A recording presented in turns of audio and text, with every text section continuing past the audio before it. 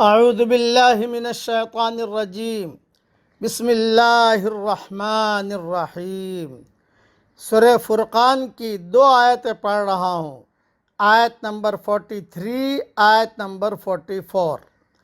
ارأیت من اتخذ الہہ ہواہ، کیا آپ نے اس شخص کو نہیں دیکھا جس نے اپنی خواہش کو اپنا معبود بنا رکھا ہے؟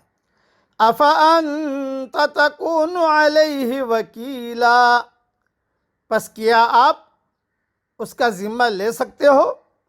ام تحسب ان اکثرهم یسمعون او یعقلون، یا آپ خیال کرتے ہو کہ ان میں سے اکثر سنتے اور سمجھتے ہیں؟ انہم الا کالانعام بل ہم اضل سبیلا، وہ تو محض جانوروں کی طرح ہیں بلکہ وہ ان سے بھی زیادہ بے راہ ہیں۔ حدیث شریف میں آتا ہے، ایک حدیث اس میں بہت اہم بیان کر دیتا ہوں۔ حضور اکرم صلی اللہ علیہ وسلم نے فرمایا کہ آسمان کے سائے کے نیچے اللہ کے سوا پوجے جانے والے معبودوں میں سب سے زیادہ خطرناک، سب سے زیادہ سنگین، سب سے زیادہ برا اللہ کے نزدیک وہ خواہش ہے جس کی پیروی کی جائے۔ جیسا خواہش نے کہا ویسا کیا، سفید پتھر دکھا تو اس کو پوج لیا، کالا دکھا تو اس کو لے لیا، لال دکھا تو اس کو لے لیا۔ ایک پیر کے پاس گئے، دوسرے پیر کے پاس گئے، تیسرے پیر کے پاس گئے، یہ نہیں ہوتا ایسا۔ تو حضور نے فرمایا سب سے زیادہ سنگین اللہ کے نزدیک وہ خواہش ہے جس کی پیروی کی جائے۔ یہ حدیث طبرانی میں ہے عن ابی امامہ رضی اللہ تعالیٰ عنہ۔ اس لیے اصل کامیاب وہ ہے آدمی ہے جو اپنے خواہشات پر نہ چلے بلکہ احکامات پر چلے، اللہ کا حکم پورا کرے، بس مسئلہ یہ ہے۔ یہ ایک حقیقت ہے کہ سب سے بڑا بت آدمی کی خواہش نفس ہے، بلکہ یہی اصل بت ہے۔ بقیہ تمام بت صرف خواہش پرستی کے دین کو جائز ثابت کرنے کے لیے وضع کیے گئے ہیں۔ خواہش کو اپنا رہبر بنانے کے بعد انسان اسی سطح پر آ جاتا ہے جو جانوروں کی سطح ہے۔ جانور سوچ کر کوئی کام نہیں کرتے بلکہ صرف جبلی تقاضے کے تحت کرتے ہیں۔ اب اگر انسان بھی اپنی سوچنے کی صلاحیت کو کام میں نہ لائے اور صرف خواہش نفس کے تحت چلنے لگے تو اس میں اور جانور میں کیا فرق باقی رہا؟ اس لیے کامیاب وہ ہے جو احکامات کے پیچھے چلے۔ خواہشات وہ جو اللہ جل جلالہ عما نوالہ نے صاف کیا۔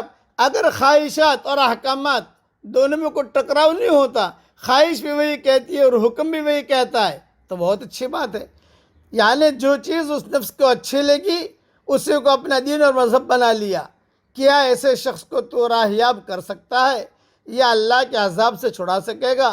اس کو دوسرے مقام پر قرآن میں اس طرح بیان فرمایا، کیا وہ شخص جس کے لیے اس کا برا عمل مزین کر دیا گیا پس وہ اسے اچھا سمجھتا ہے؟ پس اللہ تعالیٰ ہی جسے چاہتا ہے گمراہ کرتا ہے اور جسے چاہتا ہے راہیاب۔ پس تو ان پر حسرت اور افسوس نہ کر۔ یہ سورہ فاطر آیت نمبر 8 کا ترجمہ ہے۔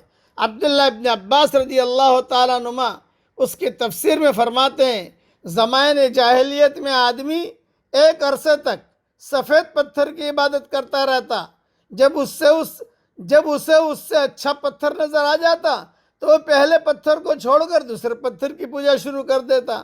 اس طریقے سے چلتے رہتے تھے۔ یہ نہیں، اللہ کا حکم ایک ہی ہے اور اسی اللہ کے حکم کو مانو۔ حضور صلی اللہ علیہ وسلم کا طریقہ ایک ہی ہے، اسی طریقے پر چلو اور اسی طریقے پر ہم سب کی کامیابی ہے۔ مطلب یہ ہے کہ ایسے اشخاص جو عقل و فہم سے اس طرح عاری اور محض خواہش نفس کو اپنا معبود بنائے ہوئے ہیں، اے پیغمبر کیا تو ان کو ہدایت کے راستے پر لگا سکتا ہے؟ یعنی نہیں لگا سکتا۔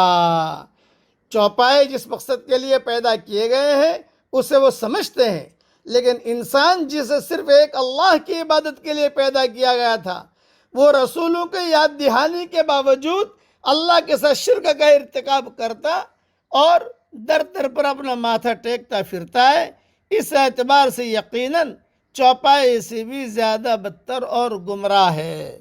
یہ مختصر تشریح میں نے سمجھا دی، یعنی اپنے خواہش پر نہیں چلنا، احکامات کو پورا کرنا ہے۔ خلاصہ کلام یہ اویس قرنی کی خواہش یہ تھی کہ حضور صلی اللہ علیہ وسلم کو آ کر دیکھیں۔ حضور صلی اللہ علیہ وسلم کا حکم یہ تھا مت آؤ، ماں کی خدمت کرو، تو انہوں نے خواہش کو قربان کیا اور ماں کی خدمت کی۔ اس پر ان کو یہ اجر ملا، اویس قرنی کو کیا اجر ملا کہ حضرت عمر سے، حضرت علی سے حضور صلی اللہ علیہ وسلم نے فرمایا کہ اے عمر، اے علی، تمہاری ملاقات ایک شخص سے ہوگی جو قرن کا ہے، اویس سے ہوگی، تم دونوں اپنی مغفرت کی دعا اویس سے کروانا۔ حالانکہ اویس صحابی نہیں ہیں، تابعی ہیں، اور عمر اور علی عشرہ مبشرہ میں سے ہیں، لیکن یہ جزوی فضیلت ہے اویس قرنی کی۔ کیوں کہ خواہش کو قربان کیا، حکم کو پورا کیا۔